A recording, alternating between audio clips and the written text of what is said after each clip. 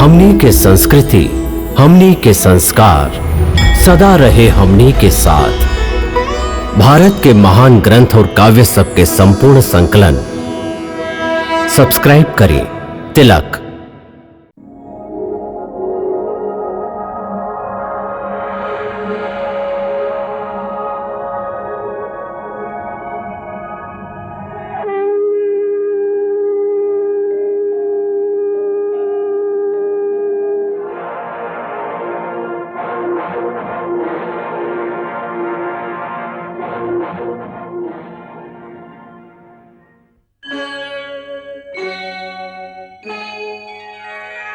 कृष्णा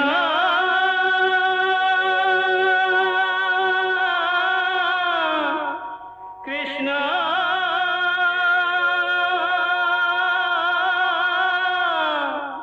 हरे कृष्णा हरे हरे।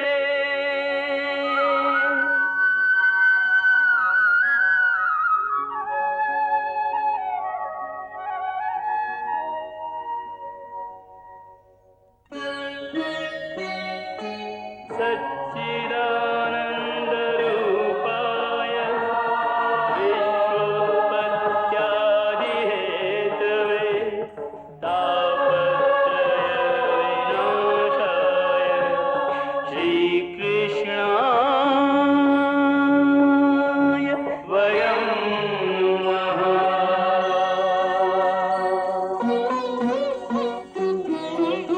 श्रीकृष्ण गोविंद हरे मुरारे, हे नाथ नारायण वासुदेव। हरे कृष्ण राधे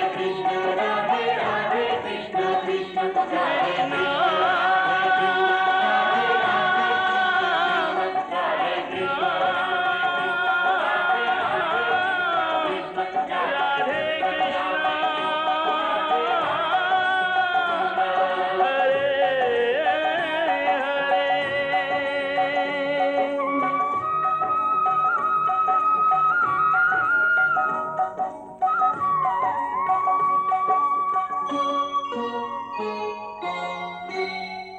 हे वासुदेव, हम यह रणनीति अपनावत हैं। चलो सारथी, रुक जाए पितामह।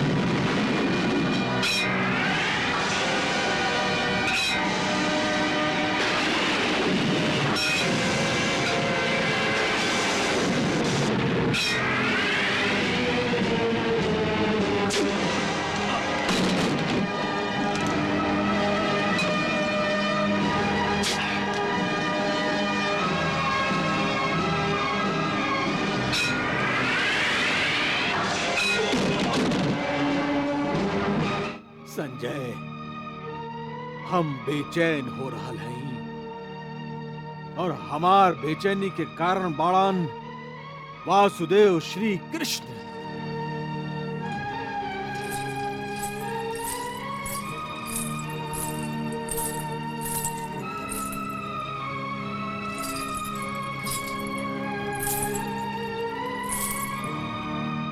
प्रणाम महारानी।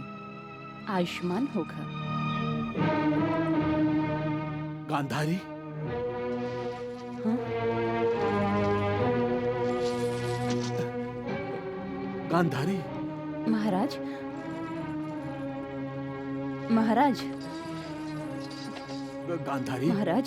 तू यहाँ? हाँ महाराज, आपके आवाज कंपकपा रहल ह। आपके शरीर कंपकपा रहल ह। महाराज, आपके स्वास्थ्य ठीक है ना? गांधारी, जब मन ही शांत ना होके तो स्वास्थ्य कैसे ठीक रह सकेला? युद्ध के कारण मन व्याकुल है। आपन बेटन के भविष्य के बारे में सोच के हम भयभीत हो गए हैं। आर्यपुत्र, आपके युद्ध के कारण एह तरह विचलित होकर शोभा न देला। आखिर आप एगो क्षत्रिय महाराज हैं। बाकी हम ही कैसे भुला सकत हैं कि हम एगो पिता भी हैं।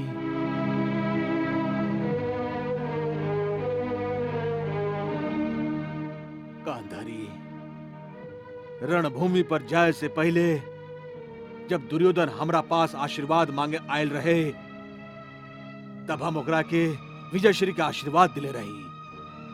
और हम आशीर्वाद देत समय कहले रही कि धर्म और सत्य के जीत तो जरूर होई। गांधारी, हाँ, काहे महाराज, का हम कुछ उचित ना कहले रही?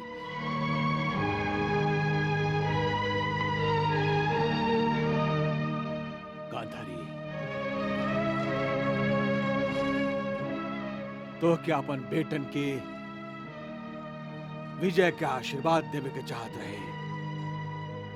खर छोड़ा, जे भइल से भइल। गांधारी, ताज जी वेद व्यास से दिव्य दृष्टि पैला के कारण संजय हमके युद्ध के समाचार सुना सकेला। तू भी सुना। आवा गांधारी। हाँ? बैठा। ना महाराज, हमरा से युद्ध के समाचार ना सुनल जाई। काहे महारानी? काहे कि महाराज, कौरव और पांडव दोनों ही तो हमरे बेटन बाड़न ना। एह युद्ध में दोनों में से केहू भी मारल जाए तो विनाश तो कौरव कुल के ही होई ना।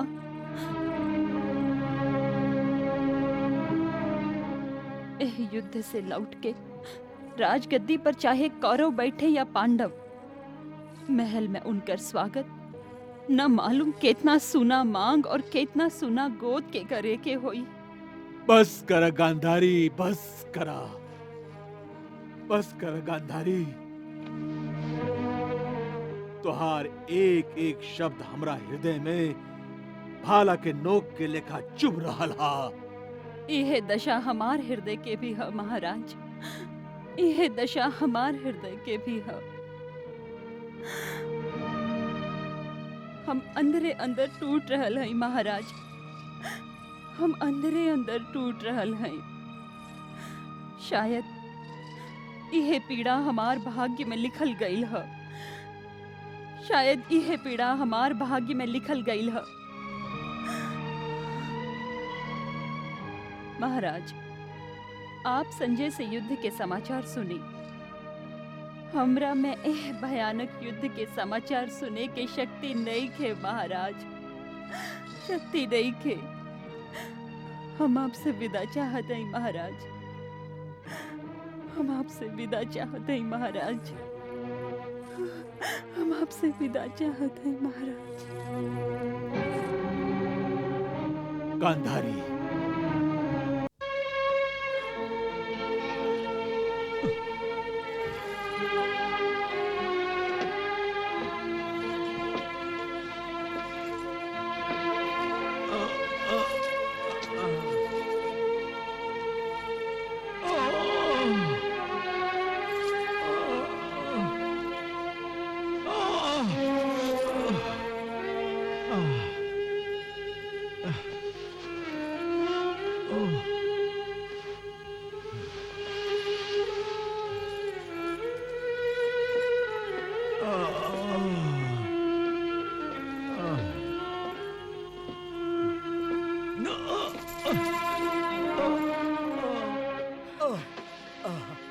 बहुत दर्द हो रहा ना पितामह।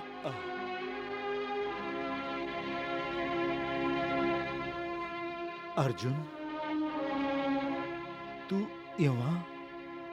हमके क्षमा कर दी पितामह, हमके क्षमा कर दी। आपके शरीर पर ही घाव हमार बाण से भइल है। तू क्षत्रिय धर्म के पालन कैले बाड़ा बेटा। एगो क्षत्रिय होके यदि युद्ध भूमि में तू अपन शत्रु पे वार न करता तो ये अधर्म होइत। जानत है पितामह, बाकी धर्म के विधान बहुत ही निर्दयी है, जे अपन लोग के ही शत्रु बना के सामने ठाड़ कर देवेला। फिर भी तो के आपन धर्म के पालन वैसे ही करे के चाहिए जैसे तू आज अपन शत्रु पर प्रहार करके कैले बाड़ा। पितामह, आप पर हमरा बाण चलावे के कारण आप हमरा से रुष्ट तो नहीं की ना? ना अर्जुन, तू ही मत सोचा कि तोहार वाण से घायल होके हम तोरा से रुष्ट हो गए। हाँ, यदि तू जम के युद्ध ना करिता तो हम जरूर तोरा से रुष्ट हो जाती और अपना आप के दोष देती कि हम तो के ठीक ढंग से शिक्षा दीक्षा ना दिली। और अर्जुन, जाने ला, ये विचार ही हमार मन में ऐसन गहरा घाव लगावत जेकर पीड़ा हमार एहतन के घाव से कहीं ज्यादा हुई। पार्थ, यही से हम कहत हई कि आपन सगरे भावना के त्याग करके युद्ध करा। तोहार वाण जब हमारी शरीर के छेदेला तब हमार शरीर के जरूर पीड़ा होखेला, बाकी हमार आत्मा के शांति प्राप्त होखेला, संतोष प्राप्त होखेला कि तू धर्म, न्याय और सत्य खातिर सब कुछ भुला के युद्ध कर रहल बाड़ा। ई कह के पितामह, आप स्वीकार कर रहा हैं कि आप अधर्म, असत्य और अनीति के साथ दे रहा हैं। हाँ, बाकी हम विवश हैं अर्जुन, हम विवश हैं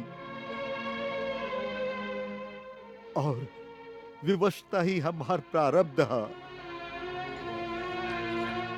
हम पिंजरा में बंद ओ पंछी के लेखा हैं जे फड़फड़ा त सकेला, बाकी प्रारब्ध के पिंजरा के एगो तीली भी ना तोड़ सकेला। और ये हमार विडंबना है अर्जुन, ये हमार विडंबना है। हमार विवशता के खाली तू ही समाप्त कर सकेला अर्जुन, तू ही हमके पिंजरा से आजाद कर सकेला। पितामह, कृपा करके बताएं, हम आपके प्रारब्ध के एह पिंजरा से किस तरह आजाद कर सकत हई? आपके पीड़ा दूर करके हमके खुशी हुई। बताई, हम का करी? हमार वध करता। पितामह,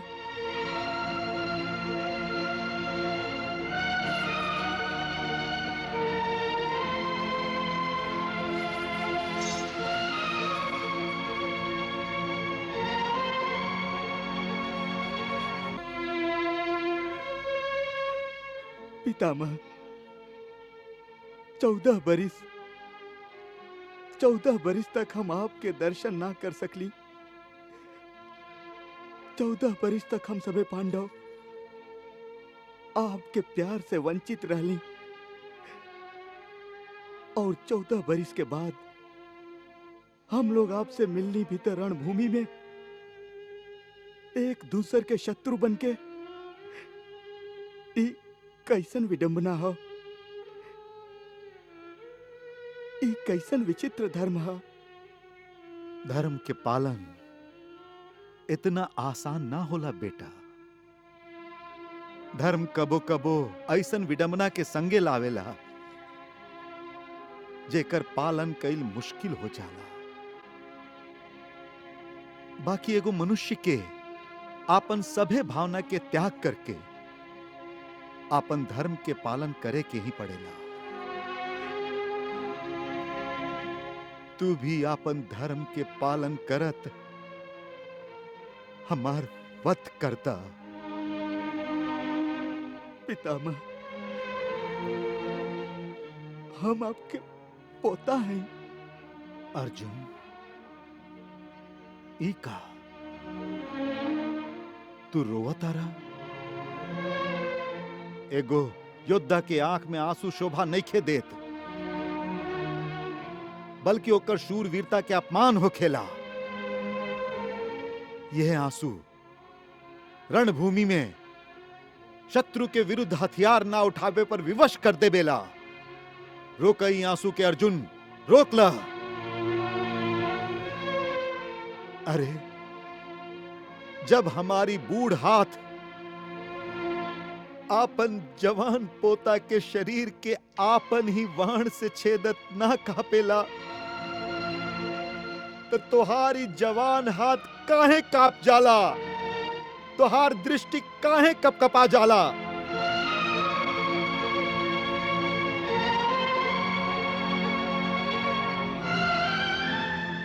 हम तोहके तोहार जेठ पितामह होखे के नाते आपन धर्म, आपन कर्तव्य के पालन करे खातिर कह रहा हई। कल तू युद्ध भूमि में हमके आपन शत्रु समझ के युद्ध करबा, आपन वाण से हमार सीना पर निशाना लगैबा और आपन बाण के चलावत समय आपन हाथ के कापे के आज्ञा ना देबा, कबो ना देबा। बाकी पितामह। बस कर अर्जुन, हम ऐसे ज्यादा कुछ और ना सुनल चाहिए। तो के हमारा आदेश हर हालत में माने के होई। और ये भी याद रखा कि हमके इच्छा मृत्यु के वरदान प्राप्त है, और हमार अंतिम इच्छा भी यह है कि हम आपन पोता के वाण से ही मरी। पितामह, हमार भाग्य हमरा से यह अन्याय काहे करा रहल है? काहे हम दोनों के इतना कड़ा परीक्षा ले रहल है? जा बेटा, काल युद्ध भूमि में मिला।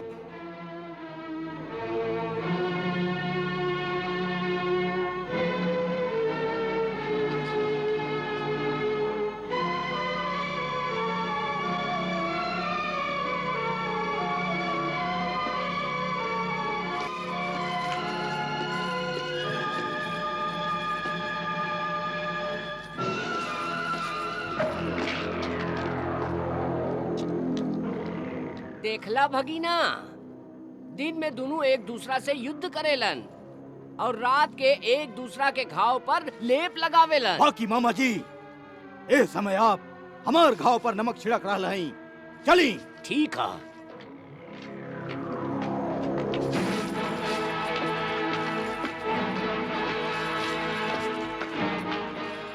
प्रणाम पितामह।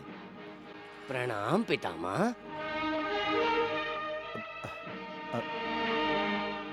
आयुष्मान होखा। विराजा युवराज, विराजा गांधार नरेश। पितामह, औपचारिकता छोड़ी और बताई कि हमार दुश्मन अर्जुन आपसे मिले काहे आयल रहे? हाँ हाँ बताई पितामह, बताई। ना, तोहार दुश्मन अर्जुन हमरा से मिले ना आयल रहे।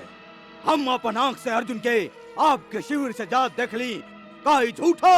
हम कबो झूठ ना बोलेली बेटा। जे आयल रहे वो तोहार दुश्मन अर्जुन ना, बल्कि हमार पोता रहे, जे कि अपन दादा से मिले आयल रहे। दादा के घायल देख के वो पोता स्वयं घायल हो गए रहे, स्वयं घायल हो गए रहे। बाकी तू है बात के कबो ना समझबा दुर्योधन, ना समझबा। बाकी ये घाव भी तो आपके उहे लगौले रहे, फिर भी आप ओकरे के पोता कह रहे हैं। और हम हो तो आपके पोता हई। ना ना युवराज ना, यह तो विडंबना है कि तू हमार पोता होके भी हमार पोता नहीं खा। तू एगो पोता के तरह हमरा से कबो मिलबे ना कैला।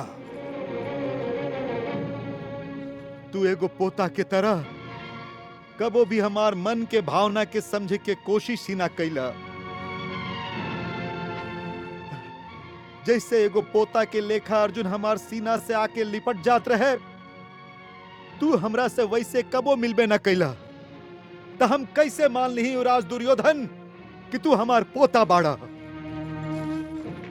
युवराज, तू हमेशा हमरा के एगो शासक के तरह आदेश दिले बाड़ा बाकी हमार आज्ञा के पालन न कैल। युवराज दुर्योधन, तो से हमार नाता एगो बंधन है और अर्जुन से मन के संबंध है।